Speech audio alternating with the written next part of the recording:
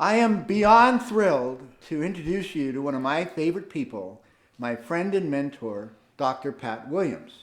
He is a true pioneer in the coaching profession. He just came out with a brand new book, Getting Naked.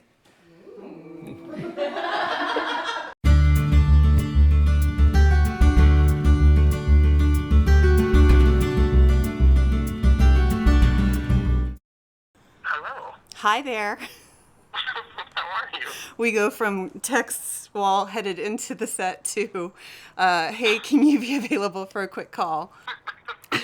But one of the exercises that we're accountable for is to talk with friends about what they admire about us. I want to know what you admire about me and what has you be my friend. Well, what I admire about you, first of all, is your ability to connect with people, especially on a one-on-one basis. And just the way that you care deeply about the people that are in your life. You are intentional about carving out time for those people. You're intentional about giving very thoughtful and wonderful gifts to people, which I appreciate and still treasure to this day. Yeah, those are some of my favorite things about you. So I want to follow up on a little bit of it. One of the things that I asked you to do that I hope is helpful is some homework about the treasure hunt. Mm-hmm. So you did part one yesterday, where you kind of thought of people's traits that, you could say similar to yours. That's why you're attracted to them. Were you able to do the homework and get some answers from some people? I did some homework. And my friend Anne from France, she said two things. She said, because I was generous and I'm always there for anybody. Vivacious and loving. I got hopeful, independent and optimistic. That I'm caring, humorous, and intelligent. You're real. You're very East Coast. He said, no one defines you. You're your own person. Pretty much the same lines. Generous, I'm there for a fault. I'm kind. You're very real, legit person, very heartfelt, caring. Great sense of humor, warm, very loyal, big heart, and they wrote beautiful eyes. Thanks. The last friend was very interesting. She's the only one that gave a positive and a negative. And she explained her reasons. Loyal and irresponsible. Loyal isn't quite right, but I can't think of a single word that describes what a good and true friend you are. There's a reason you've had the same friends for decades while adding new ones. Irresponsible because you make poor decisions that often make your life harder. So how do you take all that in? That was a lot. I mean a lot. I'm amazed that there wasn't duplication in too many places, except for effervescent. I'm not sure how many, Isn't that how many strange? friends say that. Strange? So how do you soak all that in? Anything you don't agree with, or? No, I mean I agree. I agree with all of it. Including the negative. And we went back and forth a little bit on it. I wrote her back. I said I agree. It's just a matter of believing what other people see in me. You believe that? Sometimes. I mean, everything they said, you're not sure you believe all that? Well, I know it to be true, but I don't necessarily always believe it. Okay. There's a lot of people, I think, in this world that are kind of complacent in life and just they're clocking, they're clocking in, what's that word? Time clock. They're clocking into the time clock and zoning out on the television at the end of the day, and that's just not something that fits into my life. Part of this right now is, to be honest, is time management, is fitting it all in with work and auditions and clients and the taping, and then to actually really sit down with the homework and do it.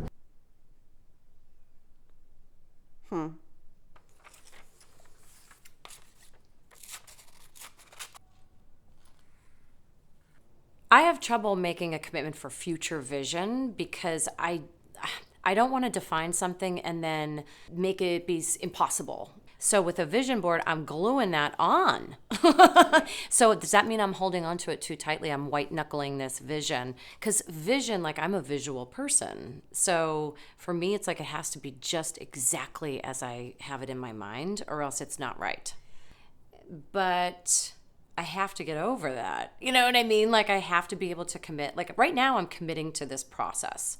The very first branches off of the main core circle of yourself or your vision for your life are the most important things, like the core values. So for me, it was like my environment. I keep talking about my lifestyle, my spirituality, love, career, health and fitness. And so those were the main branches. So I pulled it out because it evoked a feeling. I was like, femininity, right? And she's beautiful. And I've let go of a lot of aspects of my personal femininity in that regard, right? So like, I want to feel like a lady again. I want to feel like a girl. I want to be the girl in the relationship, not the guy. I want to be happy. I want to be in love. I want to be a wife.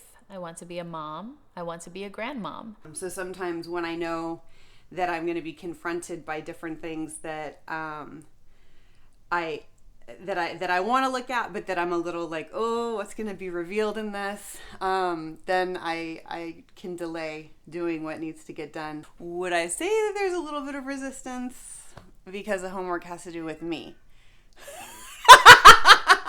I want to be a successful film actress. I want to be a successful host. I want to be a successful voiceover actor. I want to be a best-selling author. I want to be an international speaker. My feeling on the process so far, my thoughts on the process so far are that it's a lot of work, but it's already shifting my mindset. It's so funny. It's like I'm already feeling more positive, and being able to talk about the stuff that I've been carrying around for a while and releasing it has been really awesome. And I'm also uncovering things that I didn't know about myself already. I don't know if I'm going to finish it all by tomorrow. I have my one-on-one with Cheryl, but I will do my darndest. Because you really have to focus on this stuff. You can't just like knock it out. And I'm used to working quickly and blasting through projects, but this is a different approach. This is inner work, and so I have to sit and center before I can really understand what I want to say, and so I can't blow through it. So it's taking me a little longer than I expected. Write a book or two, host my own TV show, lose weight, fall in love, get married, have my own family, buy a house, go camping more. You have a coaching session at the end of the day today, and you've not done 1 ounce of your homework, and that was given to you a week ago. But it's not due until 4. But would you accept that from your students? What would you say to a student? What would you say to Wendy, the student, who's not really starting her homework until 3 hours before it's due? So if I were coaching one of my students on why they didn't start their homework until the day it's due, I would probably ask questions to better understand like what's at play there, or actually. So this is it, because I can tell because I'm about to cry.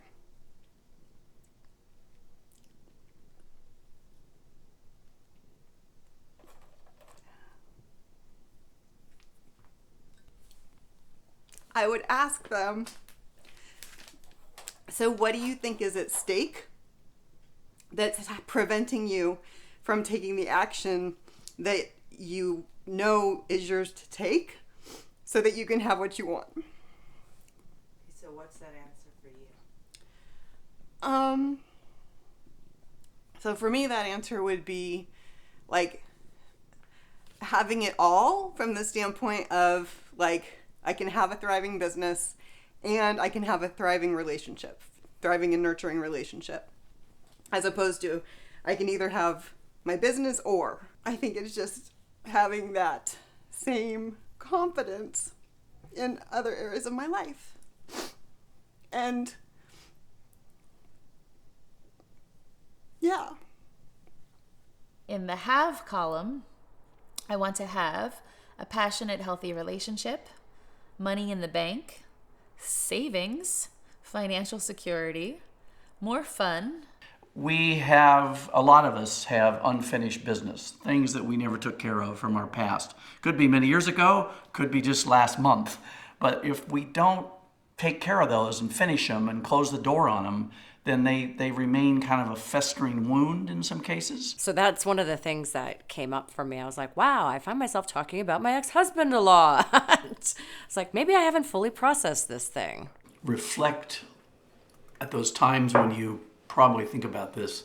What gets in your way of succeeding in dating? Like maybe what got you to choose the toxic relationships? What do you think will get in your way for getting the relationship you seek?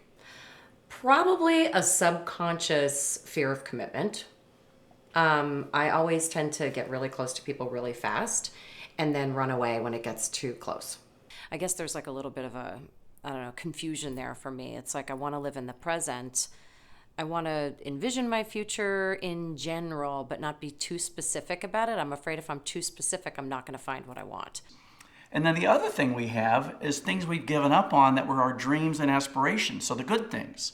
So those are also sometimes put under lock and key. We gave up, we got married, or we had kids, or we moved somewhere and we're not living the life we wanted to, or we gave up on some things we wanted. That the challenge of re-entering the dating wilderness in midlife is fraught with peril and excitement and adventure. I regret waiting so long to not make it a priority in my life that I didn't choose to get back out there, because at 54 it's a very different situation than at 44. How would you respond to what do you believe is in your way of succeeding, of finding a date that's going to work out, of finding the love of your life? Probably something within myself will stop me. I don't know if that's a good answer, but it's probably an honest answer.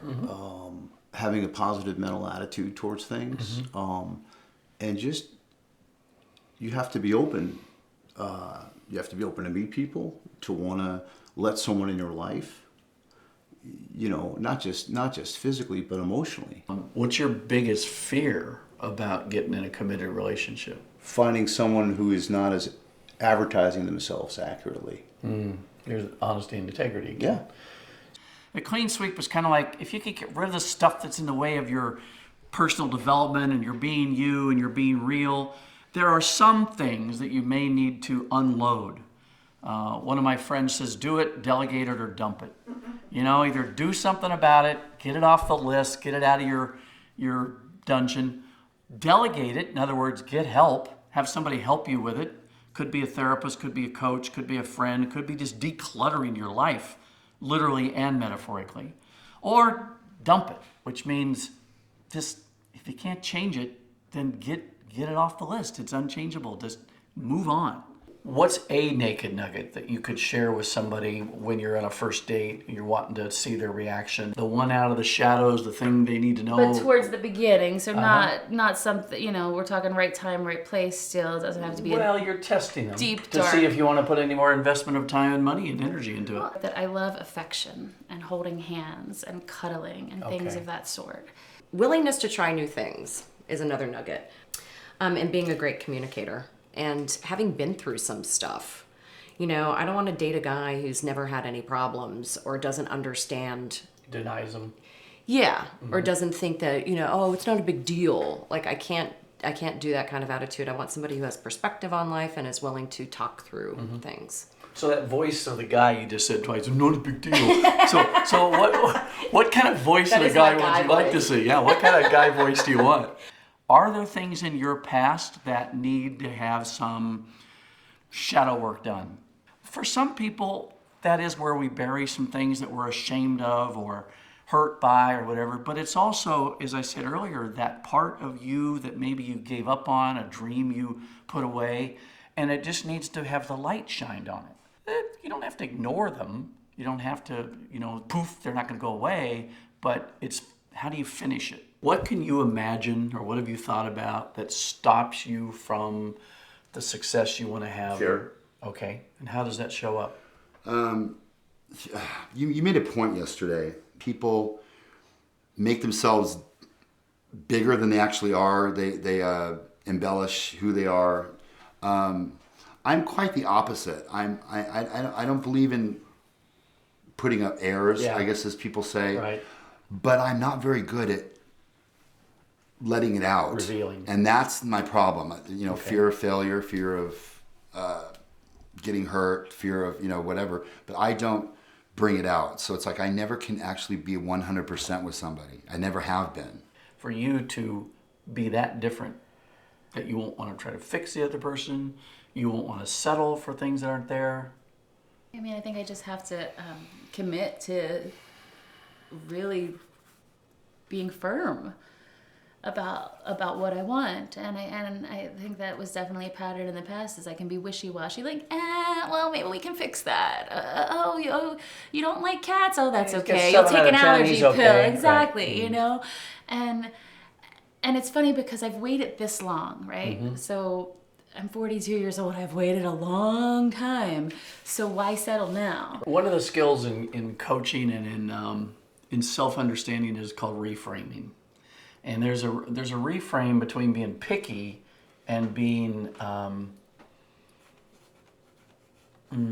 specific. No more than you get naked everywhere with anybody would you get emotionally naked with anybody. You need to pick and choose. Sometimes people have been overly vulnerable and overly trusting, and they've been hurt because of that. So trust issues for you, how does that show up in your life?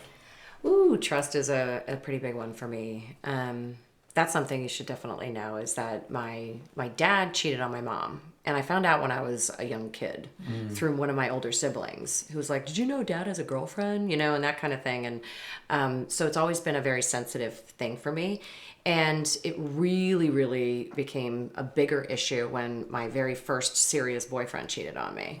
So, you know, I have trouble trusting men. You know, I just always think that they're going to abandon me or, like, you know, walk away from the relationship or betray me. I think betray is the biggest word, because trust is so big to me. You know, it's like I want to be able to completely let myself go with somebody and know that I can rely on them, that, you know, their commitment is true. It's so funny because they say that the things that annoy you most about other people are the things that you deny within yourself. Right? So I've always disliked sensitive guys because I'm like, he's too needy. Like, I can't. I need space. Like, don't cling. And it's funny because I'm sensitive. You know what I mean? So, like, I need a guy who is more like a rock, but that would require him to have, you know, the ability to be sensitive. You know, that I'm a firm believer in nothing's perfect. And, you know, love and hate, right and wrong, there's always a balance, there's always compromise. You know, a relationship is not easy, it's not hard, right. It's just, you know, it's all compromise. Mm-hmm. And that's, I know it's a different time and, you know, a different reality, but it's kind of what I want. Mm-hmm. And I don't want to settle. And I think maybe when I'm in a relationship or if I'm dating somebody and I don't see it going in that direction, I kind of fall back, find flaws, give me a reason to leave, and then I won't have to worry about hurting maybe the other person or hurting myself. Here's my response to that. You may not find a life partner where you can always reveal everything to, but there needs to be somebody that on occasion you can reveal that other stuff. Just to kind of like, not to get rid of it, not just like... Yeah, no, to say something. Yeah, I understand that. I don't really have... The person that I did have that pretty much knew me inside and out is gone now. Okay. He passed away a couple of years ago. Okay, so in the whole dating scene, fear is probably something a lot of people would say, but how would that manifest for you in getting in the way of a successful development of a relationship? How would it get in my way? Mm-hmm. It holds me back. And it holds me back, and I start, I start manifesting. I'll start thinking things that aren't there, or comparing to somebody else, or what have you, and it kind of alleviates my fear because I kind of end it before I have to worry about it. Right. You're wanting to get to this committed relationship and have the house on the hill with the glass and that dream. I mean, you want to have a nice place to live with a person you love. Yeah. Right? Sure. What if that doesn't happen? You know, I've thought a lot about that. I want to be able to be really happy inside myself. And while I don't want to die alone by any means, like that is like I'm in the process of rebuilding my social network because I keep changing like careers and what I've been focusing on over the years. And so now I'm kind of in a new segment of work. And so I'm kind of rebuilding my social network in that area. So, I mean, I'd always have a lot of friends around me. You know what I mean? So that's something that could fulfill me, Right. but it would be much better to have an intimate partner and possibly children. I had known that I was sensitive to loss in that I missed my dog and, you know, I really had a hard time when my dad passed away. But I never really put it in that little phrase before, sensitive to loss. So it was really helpful to me. I'm like, wow, that's like quite a naked nugget to share with somebody. What have you thought about if you never find this relationship? And what you're telling me is it's a little scary. Like, you are supposed to share some of these things up front, some of these non-negotiables. I mean, what do you see as like the maybe top 2 obstacles that I have to finding that love? I know we scratched the surface on some of those, but as I sit here and sense your presence and see I really see your beauty and see your lovingness, it's like, why don't you? So there's got to be something where you love you and have that. When you cried earlier, it was like, have that other part of yourself talk to this part of yourself, so you know there's a part of you that doesn't believe this whole list. There's a part of you that doesn't believe you deserve a loving man. And I want you to know there's a loving man who deserves you. But last night in the leadership class, the students got divided into owl, peacock, panther, or dolphin. And the telltale signs of a panther are that they're focused on results and that they're really good about being able to start something and then course correct as they go. And I'm, on the assessment that you take, I'm least like panther. So I'm part of the animal styles where you like to gather a lot of information and get things like ready and planned and orchestrated, and then you go. And so I just think this is hilarious. I'm gonna keep this card on one of the altars in the house because this is just kind of like a wink that like I can go and course correct. So that's really exciting. If we don't believe we deserve, that we're worthy of receiving love, of receiving help and support, then we won't be successful in our relationships. And what I want you to do is share something about yourself that occurred or that happened, good, bad, or ugly, in that year. I was born. Actually, that's not a good year. Can we pick something else?